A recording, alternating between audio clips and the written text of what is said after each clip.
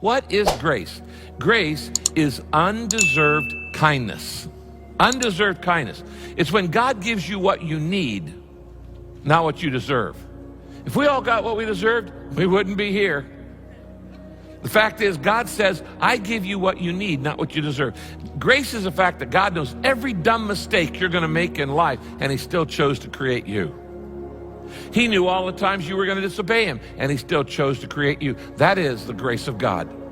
The fact is, grace is that God knows all the things I've done, and even when I was thumbing my nose to him and rejecting him, God was saying, I love you, I love you, I love you.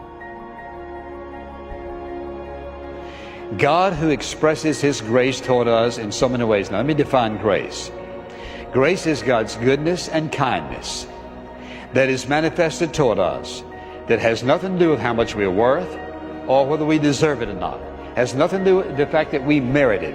It is in spite of the fact that we do not deserve it. So that God's grace is his goodness and favor toward us without regard to our worth or whether we merit it or not, because we could not. Grace can move mountains of guilt and shame. Grace can calm the troubled sea of the soul. Grace can flood your days in the desert with streams of living water. Grace can bring you through the fire of adversity without the smell of smoke being upon you. Grace is the unmerited favor of God. You can't buy it, you can't earn it, you can only receive it because God is so glad to give it. God's grace is greater than all of your faults, all of your mistakes, and all of your sin. Grace is an ocean without a shoreline, whose depths have never been plumbed, whose endless, healing, life-changing waters have never been charted, because they are without limit. Grace has no limit.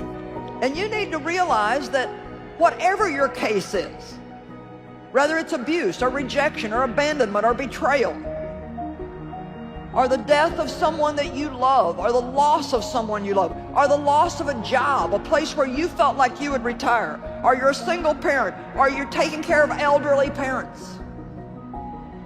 If you are in a difficult marriage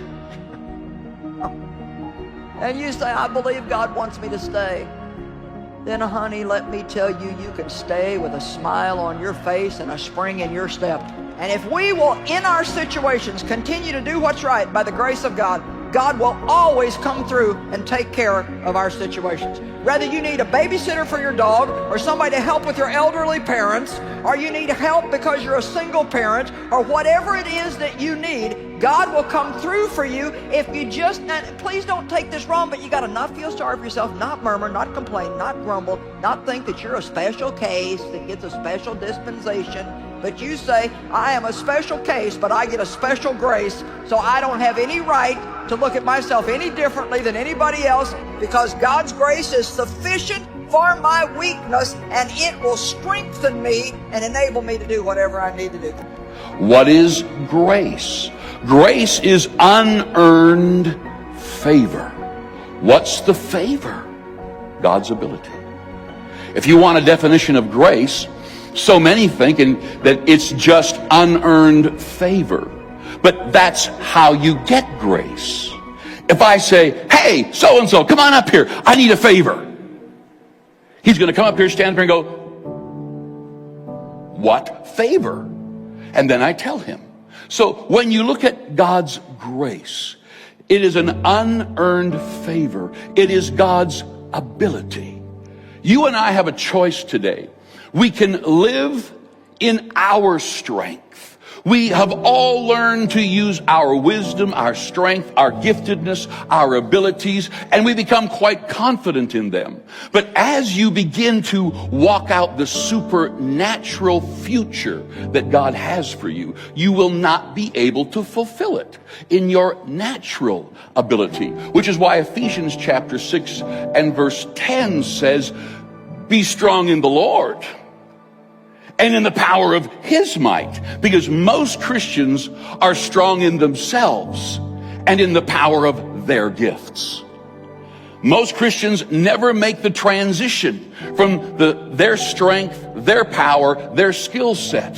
And they have never taken and begun to believe him for his grace. What's his grace? It's his ability, his power, his peace, his joy, everything supernatural that comes from God is available to the believer only when you believe. John 1:16 says, for of all his fullness, for of his fullness we have all received, and grace upon grace. Now remember, God is infinite. So of his fullness of grace, because the context here is that Jesus came full of grace and truth. That's the verse right before this. And of his fullness, we have all received grace over and over and over and over again. That's what this actually means. And let me just ask you a question again to help prove this to you. Can you count the number of times you've been forgiven? Even for the same thing. It's unlimited. It's grace. See, because God is grace, and because God is infinite, his grace is unlimited. It'll never run out. And grace is greater. And it's greater than what you've done. It's greater than what's been done to you. It's greater than whatever you're going through. And grace is greater than the diagnosis you were given, and it's greater than the abuse that you experienced, and it's greater than the secrets that you've kept, and it's greater than the addiction that you've battled. And listen, grace may not heal your husband, but grace will hold you up. And grace may not cure your cancer, but grace will carry you through. And grace may not rescue you from your circumstances, but grace will redeem your circumstances. No matter how far you've fallen, no matter how often you've failed, grace is greater. No matter how many times you've relapsed or how often your resolve has collapsed, grace is greater. And you may say to yourself, well, yeah, but it's not for me, not after what I've done, not after what's been done to me.